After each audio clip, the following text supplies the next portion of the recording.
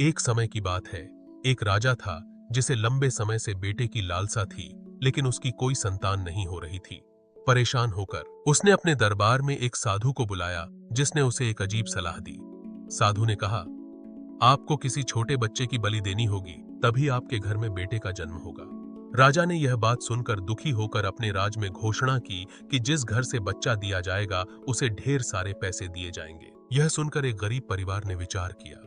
उनके पास एक ही बेटा था, लेकिन उनकी आर्थिक स्थिति बहुत खराब थी। उन्होंने अपने बेटे को राजा के पास भेज दिया, सोचते हुए कि हमारे किसी काम का नहीं है, इसे राजा के पास दे दो। जब राजा ने बच्चे को देखा तो उसने बच्चे से पूछा, क्या तुम तैयार हो? बच्चा मुस्कुराया और बोला, हाँ, लेकिन मुझे एक आखिरी इच्छा है। राजा ने उसे अनुमति दी।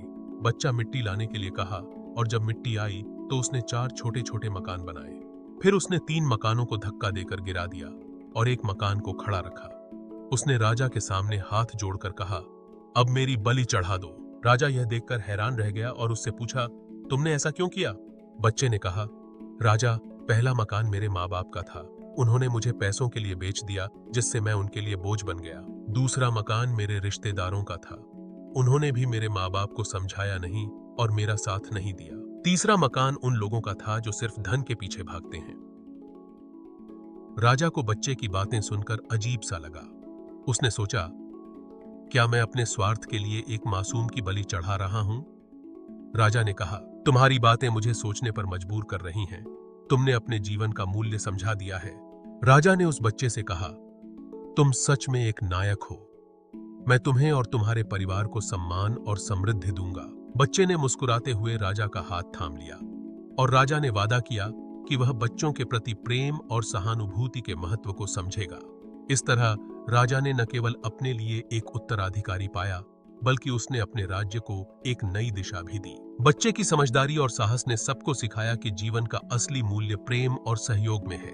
राजा और वह बच्चा मिलकर अपने राज्य में सुख और समृद्धि फैलाने लगे और लोगों ने एक दूसरे के प्रति सम्मान और प्रेम की भावना विकसित की। बच्चे की बहादुरी ने राज्य को एक नई राह दिखाई और उसने साबित कर दिया कि सच्चा साहस सिर्फ बलिदान में नहीं, बल्कि अपने मूल्यों को समझने में भी होता है। अगर आपको हमारी कहानी पसंद आई हो और आप ऐसे ही और प्रेरणादायक और भावनात्मक कहानियां सुनना चाहते हैं, तो कृपया हमारे चैनल को सब्सक्राइब करें, वीडियो को लाइक करें और अपनी राय हमारे साथ कमेंट में साझा करें। आपका समर्थन हमें और बेहतर कहानियां लाने के लिए प्रेरित करता है। धन्यवाद।